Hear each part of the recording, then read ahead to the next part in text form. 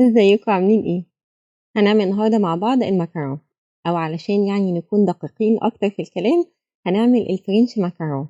المكرونه بتكون بسكوته قريبه لفكره شكلامه جوز الهند اللي احنا نعرفها في مصر وحتى في كتير من بلاد الوطن العربي. لكن اللي هنعملها النهارده هي الفرنش مكرونه مش المكرونه. ودي البسكوته الملونه اللذيذه اللي بنشوفها في كل محلات البيكريز وكل محلات الحلواني، واكتر حاجه بتلفت نظرنا ليها ألوانها، بجد بتبقى ألوانها حلوة أوي. دي تقريبًا أكتر حاجة بتشد أي حد لبسكوتة الفرنش ماكارون، فهي دي اللي إحنا هنعملها مع بعض النهارده. والفرنش ماكارون يعني بسكوتة سهلة جدًا، يعني تقريبًا ما بتاخدش أي وقت في إن إحنا نحضّرها، 10 دقايق بالضبط بنكون خلاص خلّصناها. كمان مكوناتها قليلة جدًا ويعني بسيطة خالص. بس هي زي ما بيسموها كده بسكوتة panicky، يعني تقدروا تقولوا عليها إن هي بسكوتة عقلها صغير، يعني أقل حاجة تبوظها، تقدروا تقولوا عليها كده إن هي السهل الممتنع، يعني بسكوتة بسيطة جدًا، جدًا، ومع ذلك سهل أوي إن هي تبوظ منكم. فأنا بصراحة كانت لفترة طويلة جدًا كانت عاملة لي عقدة، يعني قعدت جرّبت كتير جدًا وصفات للfrench macaron، مع إن by the way يعني الوصفات مش هتفرق على فكرة، أنتم هتلاقوا الوصفات بتاعة الfrench macaron تقريبًا متقاربة جدًا، جدًا في المقادير. فالفكرة في الfrench macaron مش في المقادير، الفكرة في طريقة التطبيق وفي شوية خطوات صغيرة، لو مشينا عليها صح هينجح معانا كل مرّة إن شاء الله. ولو واحدة بس منهم عملناها غلط خلاص يعني الوصفة هتكون باظت معانا. فيعني هي بسكوت على قد ما هو بسيط جدًا وسهل جدًا، على قد ما هو tricky، علشان كده في ناس كتير أوي بتخاف إن هي تبتدي تجرّب إن هي تعمل French macaron في البيت. وعشان كده في الفيديو ده تقريبًا يعني أنا هاعمله خطوة، خطوة معاكم، يعني بكل تفصيلة ممكن أبدًا إن هي تكون سبب في إن هو يفشل معاكم في البيت.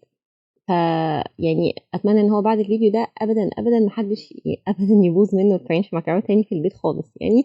لا يعني تقريبًا أنا هاقول لكم تقريبًا على كل الحاجات اللي أنا كنت وقعت فيها قبل كده، وإيه اللي تتجنبوه علشان يعني ما يفشلش معاكم الfrench macaron تاني أبدًا، أبدًا في البيت، وكل مرة هينجح معاكم إن شاء الله. فاعذروني لو كان الفيديو هيكون طويل شوية، أنا هاحاول إن أنا أقسّمه على أكتر من فيديو علشان ما يبقاش طويل زيادة عن اللزوم ويكون ممل بالنسبة لكم. بس يالّا بقى نبتدي على طول. مبدئيًا لمّا نيجي نتعامل مع المكرونة ما ينفعش أبدًا إن إحنا نتعامل بالكوباية أو بالمعلقة أو زي ما بنقول كده بالويّم، لازم يكون مستخدمين ميزان، ولو ميزان كمان الsensitivity بتاعته أو الحساسية بتاعته عالية يكون أحسن وأحسن. أول مكون هيكون عندي هو بياض البيض، أنا محتاجة بياض البيض إن هو يكون في درجة حرارة الغرفة لمّا آجي أستخدمه للوصفة، لكن الأسهل لمّا تيجوا تفصلوا البياض عن الصفار إن أنتم تفصلوا يعني الصفار عن البياض والبيضة لسه ساقعة، يعني لسه باردة وخارجة من التلاجة، ده هيكون أسهل عليكم كتير إن أنتم تفصلوا البياض عن الصفار من غير ما أي حاجة فيهم تختلط بالتاني. لإن في أي حاجة هنستخدم فيها بياض البيض علشان نعمل مeringue ما ينفعش أبدًا إن أي ولا حتى نقطة صغنطوطة من الصفار تيجي في البياض، ده هيخلّي البياض عندنا ما يرتفخش أو إن هو يرتفع ويعمل مeringue ثابت كده وقوي وينفع معانا في الوصفات. فخليكم حريصين إن أنتم وأنتم بتفصلوا بياض البيض إن هو يكون بارد علشان يكون يسهّل عليكم عملية الفصل، وإن ما فيش ولا أي نقطة من الصفار تيجي أبدًا في البياض. بالنسبة لو أي حد هيسأل كمان لو الصفار ده هنعمل بيه إيه ده، آآ الصفار ده هو اللي أنا استخدمته في وصفة الكريم بروليه، هتلاقوها برضه على القناة، وده المرنج، ده اللي إحنا محتاجينه مش محتاجين الصفار. أنا محتاجة إن أنا أعمل كمان حاجة اسمها edging لبياض البيض، وهي إن أنا محتاجة إن أنا أزوّد اللزوجة بتاعته وأقلل كمية السوائل اللي موجودة في بياض البيض. فكل اللي أنا هاعمله إن أنا هاجيب مناديل كلانكس وهاغطي بيها بياض البيض وهادخّله التلاجة من 24 ساعة ل48 ساعة، ما تغطّوهوش ببلاستيك فيلم أو بأي غطا وتحطّوه في علبة مقفولة، لأ، لإن ده هيحافظ على رطوبته. أنا محتاجة إن الرطوبة بتاعته تقِل وإن جزء من المَيّة اللي فيه تتبخّر واللزوجة بتاعته تزيد، غطّوه بكلينكس كده بس، وبعد 48 من 24 ساعة ل48 ساعة هتلاقوا إن هو يعني كميته قلّت ولزوجته زادت، كده هيكون مناسب إن أنتم تستخدموه في الوصفة بتاعتكم. والخطوة دي اعملوها لو كان البيض عندكم فريش. لكن لو البيض يعني كان already عندكم في التلاجة بقى له أكتر من كذا يوم، فهو already هيكون aging، لكن لو جايبينه فريش وتاريخ الإنتاج مكتوب عليه إن هو لسه فريش، لأ، اعملوا الخطوة بتاعة الaging دي هتفرق معاكم جدًا في نجاح الfrench macaron. كمان عندي شوية من السكر، سكر يكون أنعم حاجة تقدروا يعني تتوصّلوا لها، مش سكر powder، ما يبقى مش لدرجة إن هو ناعم يكون سكر powder، لكن سكر ناعم جدًا. وبالنسبة للمواد الجافة اللي عندنا فعندنا دقيق اللوز والسكر الباودر. هتلاقوا لو بتقروا وصفات في كتب تكون أجنبية غالبا هتلاقوا اكسبريشن مشهور قوي اسمه تامبرتان، وكلمة تامبرتان معناها جزء دقيق لوز مقابله جزء مماثل من السكر الباودر أو اللي هو الأيسنج شوجر. بس هو ما بيكونوش بنسبة 1:1 بالظبط، يعني مثلا هنا أنا عندي دقيق اللوز 140 جرام، دقيق السكر الباودر 130، فيعني تقريبا بيكونوا إلى حد ما نسبتهم متقاربة. بالنسبة لدقيق اللوز وصفة الفرنش ماكارون في الأساس بتعتمد على دقيق اللوز. أول حاجة في دقيق اللوز هو إن انتوا ما تحاولوش أبدا إن انتوا تعملوا دقيق اللوز في البيت، يعني ما تجيبوش انتوا اللوز وتحطوه في الفود بروسيسور أو المطحنة وتحاولوا إن انتوا تعملوا دقيق اللوز. أوكي، اشتروا دقيق اللوز يكون جاهز وهقول لكم ليه واحنا شغالين.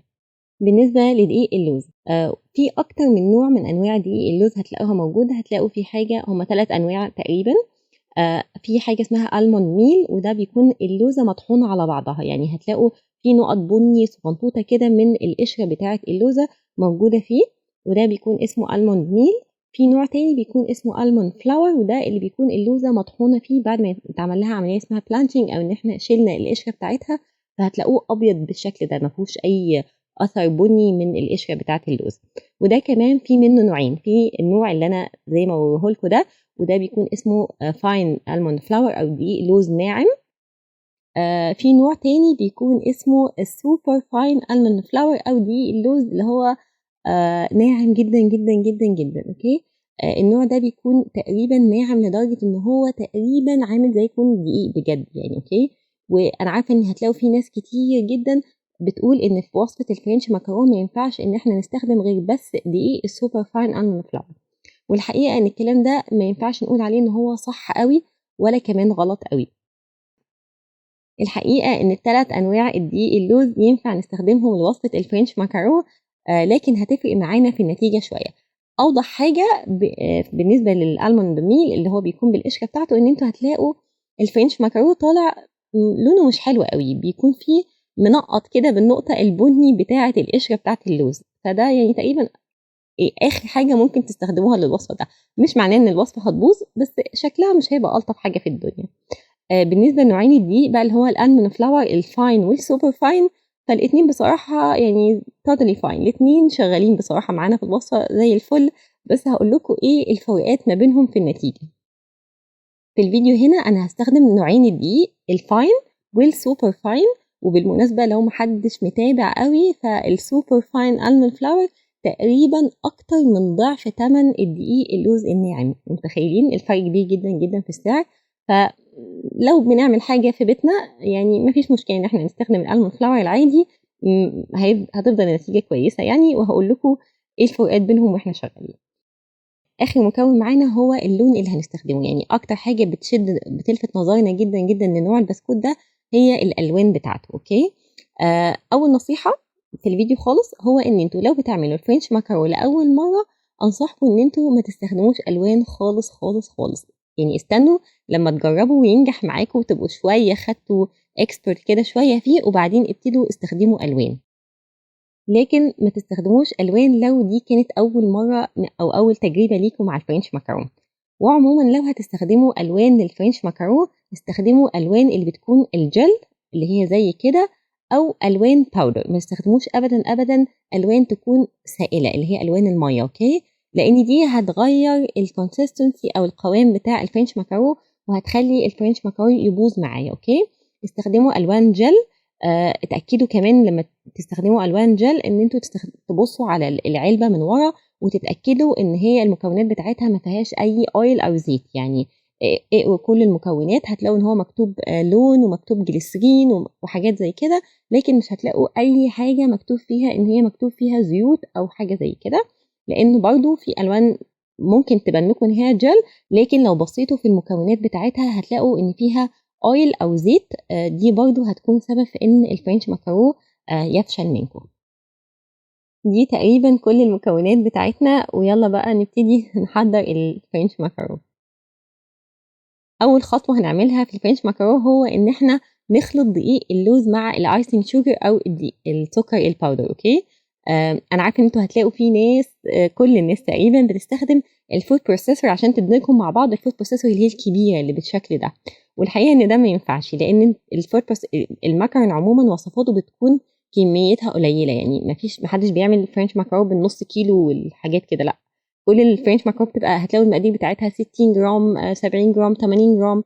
فلو خدتوا المقادير الصغنطوطه دي حطيتوها في فود بروسيسور كبيره كده، مش هيحصل اي حاجه غير ان هي الشفرات هتلاقيها بتطير دي اللوز والسكر قدامها، ومش بتخلطهم ولا بتطحنهم خالص مع بعض. اوكي، فاحنا محتاجين ان الفود بروسيسور بتاعتنا تكون صغنطوطه شويه، يعني اوكي ما تستخدموش فود بروسيسور كبير قوي كده. احنا محتاجين حاجه تكون يعني حجمها متناسب مع حجم الكميات الصغنطوطه اللي احنا مستخدمينها. هحط كل دقيق اللوز عندي في الفود بروسيسور والسكر، وهطحن بالسز يعني نبضات، هضغط واوقف هضغط واوقف، ما تضغطوش لمده طويله جدا جدا. انا مش محتاجه ان دقيق اللوز عندي يسخن ويبتدي يطلع الزيوت الطبيعيه بتاعته، ففي الاخر يبقى عندي حاجه اسمها اويلي الموند فلاور او دقيق اللوز يبقى مزيت. وده نفس السبب اللي عشانه بقول لكم ما تطحنوش اللوز في البيت علشان تعملوا دقيق اللوز في البيت، لان ده برضو هيكون صعب جدا جدا. ونفس السبب وانتوا كمان بتخلطوا السكر البودرة مع دقيق اللوز، ما تطحنوش لمدة طويلة علشان ما تخرجوش الزيوت الطبيعية بتاع دقيق اللوز منه، وده يتسبب لكم في مشكلة ان الفرنش ماكارو برضو يبوظ، ان هو يعمل لكم حاجة اسمها بورس فرنش ماكارو، او ان هو وشه تكون السيرفس بتاعته تكون شكلها عامله زي غاوي كده، شايفين شكل مش لطيف خالص خالص خالص. او ان انتوا يعملوا لكم مشكله تانية حاجه اسمها سبيكلد، او ان هي تكون مزيت يعني، او شكلها مبقع كده. ده نتيجه المشكله دي غالبا بتحصل معاكم في الفرنش ماكارون لو مستخدمين دقيق لوز ناعم، سوري دقيق لوز قديم، او دقيق لوز طحنتوه لمده طويله مع السكر الباودر فطلعتوا الزيوت بتاعته، او انتوا عاملين دقيق اللوز في البيت على ايدكم، فبرضو النتيجه هتكون بالمنظر اللي انتوا شايفينه ده. فعشان كده اشتروا دقيق اللوز جاهز، وانتوا حتى بتخلطوا دقيق اللوز مع السكر ما تطحنوش لمده طويله. كمان احنا مش هنكتفي ان احنا نخلط دقيق اللوز والسكر الباودر في الفود بروسيسور، ده مش هيدينا خليط ناعم برضه السلق. احنا محتاجين ان احنا كمان بعد ما نخلطهم في الفود بروسيسور ان احنا ننخلهم مع بعض كويس قوي بمنخل يكون شويه ناعم. يعني ما ينفعش في المرحله دي برضه ان انتوا تستخدموا المصفى اللي هي العاديه بتاعه المطبخ، لا ما ينفعش. محتاجين ان المنخل بتاعنا يكون المسامات بتاعته شويه ضيقه وناعم قوي، علشان اضمن ان انا اخد الخليط بتاعي يكون ناعم جدا. يعني شايفين الفرق ما بين قبل النخل وبعده، هتلاقوا الفرق كبير جدا. هنا ناعم جدا جدا جدا بالظبط نعوميته كانه دقيق دقيق يعني. اوكي خلاص كده المواد الجافه بتاعتنا هتكون جاهزه، هنبتدي نحضر المورينج. في قدامكم كذا اوبشن عشان تحضروا المورينج. في ناس بتحب ان هي تستخدم الستاند ميكسر او اللي هو العجان، هنركب الويسك اللي هو البالون ده ونستخدمه ان احنا نعمل المورينج. انا بفضل ان انا استخدم الهاند ميكسر او اللي هو المضرب بتاع البيض اللي هو العادي اللي احنا بنمسكه بايدينا، وده علشان اولا ان الكميه عندي صغنطوطه اصلا فهيبقى صعب ان انا احطها في العجان، والسبب الاهم ان انا محتاجه ان انا احس وانا بضرب بياض البيض انا وصلت للمرحله اللي انا عايزاها او لا. لان لو استخدمت العجان بيكون صعب عليا، يعني العجان بيكون اوريدي بيضرب بياض البيض وانا مش حاسه، يعني مش عارفه هو البياض البيض بقى جاهز او لا، فهضطر ان انا تقريبا اوقف كل شويه كل شويه اوقف علشان اختبر بياض البيض اذا كان وقف يعني وصل للمرحله الصح او لا. فده بالنسبه لي حاجه مرهقه جدا بصراحه وملهاش لازمه يعني. فانا بفضل ان انا استخدم الستاند ميكسر علشان كل شويه سهل ان انا اوقف، لان ما ينفعش ان انتوا تضربوا بياض البيض لمرحله غلط. فده بالنسبه لي الاختيار الاحسن حسب انتوا حابين ايه، يعني حابين تستخدموا المضرب زيي او تستخدموا العجان وتختبروا كل شويه، دي حاجه ترجع لكم. ففي بوله بقى اتاكدوا ان البوله بتاعتكم تكون نظيفه جدا جدا جدا، غسلينها كويس قوي قوي، وكمان ممكن تمسحوها بمنديل يكون فيه شويه من الخل عشان تضمنوا ان هي ما فيهاش اي دهون خالص. وهنحط بياض البيض اللي احنا عاملينه ايدجنج زي ما قلت لكم. هضرب بياض البيض لغايه ما الاقي ان هو بقى فومي كده وابتدى يعلى معايا، ساعتها هضيف حوالي اقل شويه من ربع معلقه من الملح، وهسيب لكم المقادير زي ما قلت لكم في صندوق الوصف. وهكمل خفق لغايه ما البياض يتماسك معايا اكتر من كده بشويه، وبعدين لما يوصل لحاجه اسمها السوفت بيك هبتدي اضيف السكر بتاعي اللي هو الناعم حبه بحبه، يعني ابطأ حاجه رشه برشه. وفي المرحله دي خدوا وقتكم خالص، ومش عايزه مضرب البيض يكون على سرعه عاليه، خلوا المضرب بتاعكم تملي على سرعه وسط علشان برضو بياض البيض يكون متماسك عندي. اوكي، السرعه العاليه بتخلي بياض البيض يعمل فقاعات كبيره من الهواء وفقاعات ضعيفه، يعني سهل ان هي تتكسر بسهوله. اوكي، خلي السرعه 8 عندكم وسط مش عاليه، وضيفوا السكر على ابطأ حاجه تقدروا، رشه رشه زي ما قلت لكم لغايه ما تخلصوا كل كميه السكر اللي عندكم. وانا عايزه اوصل لمرحله حاجه اسمها ستاف بيك او المنقار الصلب. اوكي، واللي بيكون فيه لو يعني لما ترفعوا المضرب هتلاقوا ان البياض بالمنظر ده بالظبط، هتلاقوا ان هو بياض البيض بقى فيه يعني قوام متماسك شويه وعامل منقار يعني ايه بوينتد كده وقائم، ما يبقاش مايل كده وطري ومنحني. اوكي، لا، عايزاه يكون بالمنظر اللي انتوا شايفينه ده بالظبط. هتعرفوها كمان لما تلاقوا ان بياض البيض، تقلبوا الطبق كده هتلاقوا ان بياض البيض ما بيقعش منه، وهتلاقوا ان بعد ما كان المرنج لما بترفعوا مضرب البيض بتلاقوا ان المرنج مش ماسك في المضرب، لا ساعتها لما يوصل للستيف بيك هتلاقوا ان بياض البيض اوريدي بقى ماسك في المضرب وعامل زي ما قلت لكم منقار كده قائم وبوينتد. اوكي، كده هيكون عندكم جاهز.